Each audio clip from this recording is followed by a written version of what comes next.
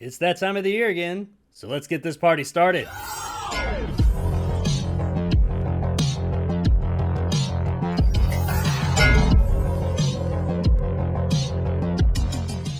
The top 10 best movies of 2022. So 2022 brought us some truly fantastic films. Also some really bad films, but that's a whole different video. Coming soon, by the way. And as with every other year that I've been here on YouTube and every other movie reviewing YouTuber out there in the world, here at the end of the year, I want to talk about the top 10 best of those films. I think it goes without saying that I have not seen every single movie that came out this year. In fact, there were some larger releases that I missed, and I know that I'm not going to have a chance to see them before the end of the year, so I'm just going to have to call it a loss. Also, I'm not going to be breaking down every single movie. I have reviews of all of these movies on my channel. If you are interested in hearing my views on these movies specifically, then go check out those reviews. This is, of course, a subjective list. This is my list, not yours, and definitely not that motherfucker over theirs. No, it's mine, and I understand that my tastes may be different from some others. But if you find from watching my videos that your tastes usually line up with mine, then you may enjoy this video. So without any further ado, let's start this shit with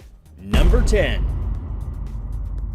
Fresh. So fresh and so clean. This movie came out of nowhere around the beginning of the year. I knew nothing about it. I didn't know what I was getting into, and that's the best way to experience this thing. We got great performances, great atmosphere, and a hell of a horror thriller twist in the second third. But the movie doesn't totally rely on that twist. It just keeps getting better and better and better until the pretty awesome end. If you like movies that keep you on your toes and you've got the stomach for it, then check this one out. Speaking of needing an ironclad stomach, let's check out number 9. Terrifier 2. Oh my god, this movie is violent and gory as hell, but it's also fun as hell. I had heard of Terrifier over the years, but I'd never seen the movie, so when this one came out and really blew up, I decided, well, let's check out that first one, and I thought it was pretty good. But Terrifier 2 ups the ante in every conceivable way. This movie should not work, but it just works beautifully. Is it a deep narrative? No, not at all. Does it always make sense? Nope. Is it gratuitous on every conceivable level? Yeah. But what else it is just a fun as hell ride. Seriously, while watching this movie, you're just wondering how they're going to up the ante at every turn. What is the next vomit-inducing scene? What is the next thing you're going to have to watch? And will you be able to keep your eyes on the screen the whole time? Horror fans rejoice! Art the Clown is back. Much like my last entry, if you can stomach it, and much more so here, if you can really stomach it, because this movie's fucking nasty. Terrifier 2 is a hell of a good time and absolutely worth checking out. Now on from horror to some mystery with number 8. Glass Onion.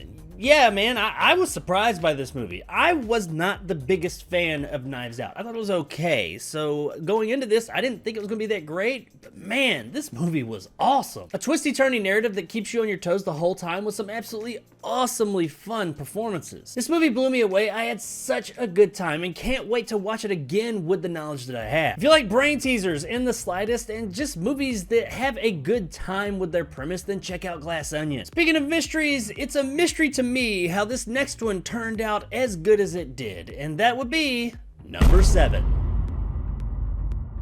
Beavis and Butthead Do the Universe. And yes, a Beavis and Butthead movie is on my top 10 list of the year. If you're sitting there scratching your head wondering why that is because you have not seen Beavis and Butthead Do the Universe. This was probably the funniest movie that I saw all year, and definitely one of the funniest movies I've seen in quite a long time. I mean, like, consistently funny. I laughed from beginning to end. I laughed so much that I almost needed to take a break while watching this movie. I was blown away by how the movie stayed very true to what Beavis and Butthead has always been. I was fully expecting it to change and be updated or something like that, and while it is updated, it's still Beavis and Butthead. It's what we remember from back in the day. So if you're a fan of that kind of humor at all, then you're gonna have a great time with this flick. Speaking of movies that I was totally surprised by, number 6.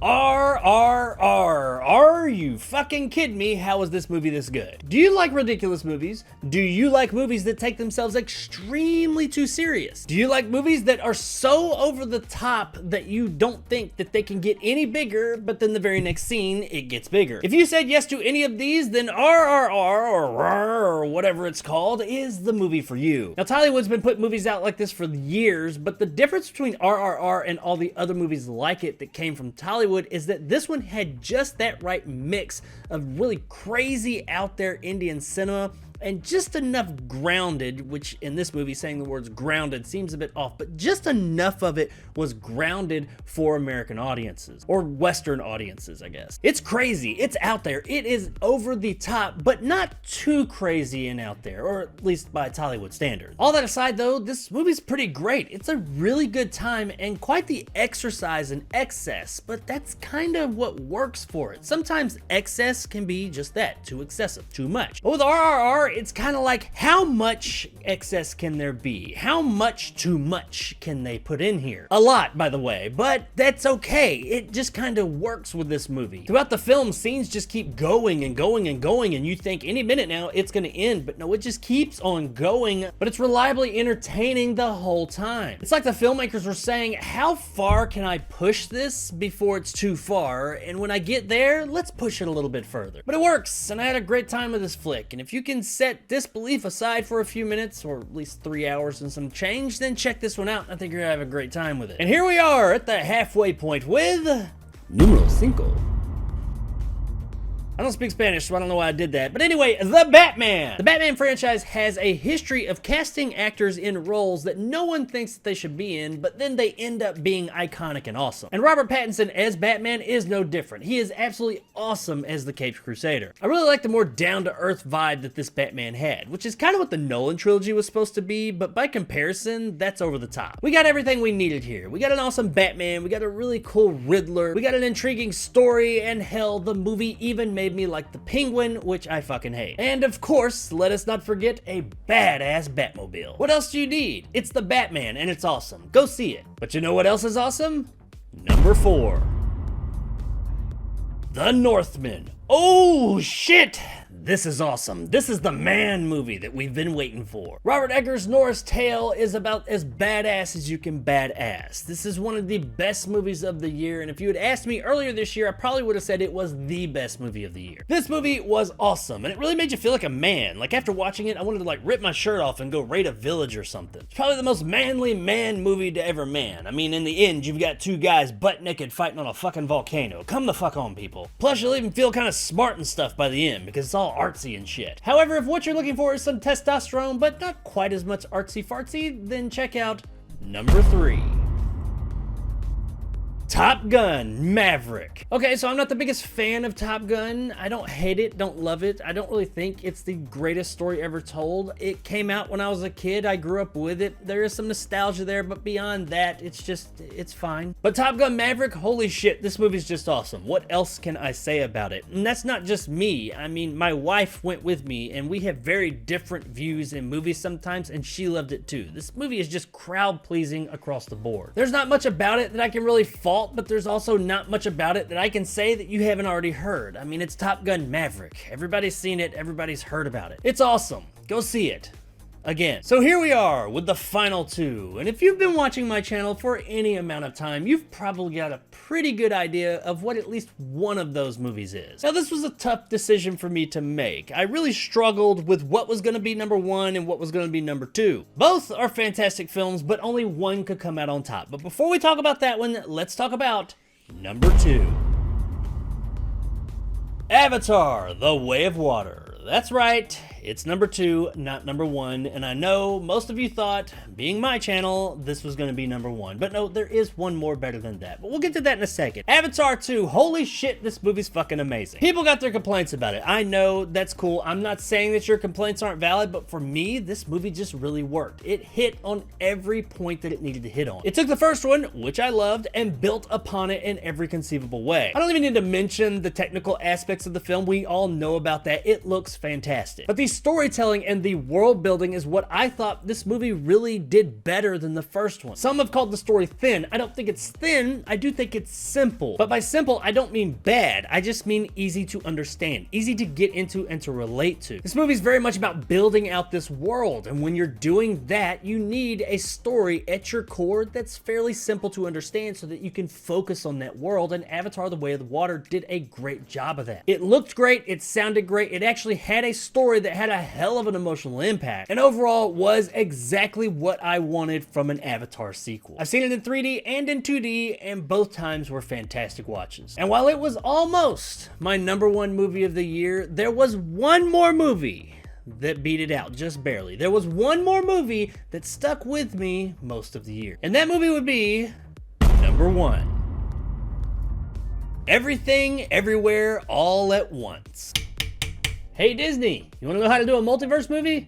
This movie right here. Everything Everywhere All at Once is one of the most confusing and yet easy to understand movies ever made. There's not really anything negative I can say about this movie. It had everything that I needed. It's funny, it's action-packed, it's fun, it's dramatic, has a hell of a story, and the emotional gut punch that this movie hits you with closer to the end, whew, oh my God, I don't cry at movies, but this one, yeah, I had to fight them back, man.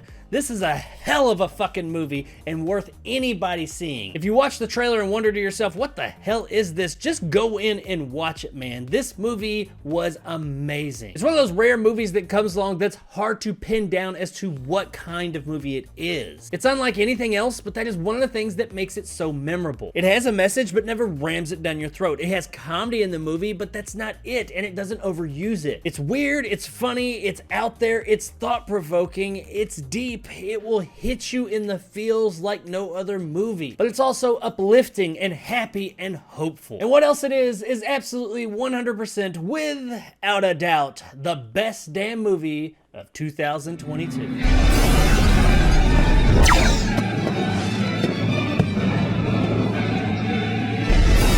So there it is, guys, my list of the top 10 best movies of 2022. And I'm gonna have a companion piece to this video, top 10 worst or bottom 10 worst. I don't know, I always struggle with that name each year, but whatever, you get the point, coming real soon. So stay on the lookout for that. If you enjoyed and want more content like this, hit that subscribe button and help my little channel grow. If you wanna help out the channel, check out my Patreon in the description below, become a jarhead and get some of the awesome benefits to go along with that, like these guys, and possibly check out my top tier and become a bad motherfucker like my man Silverlock and Marge G. Check out them YouTube memberships down here too. If you liked what I had to say, give me a like. If not, let me know in the comments below why. And with that, stay sexy 2022.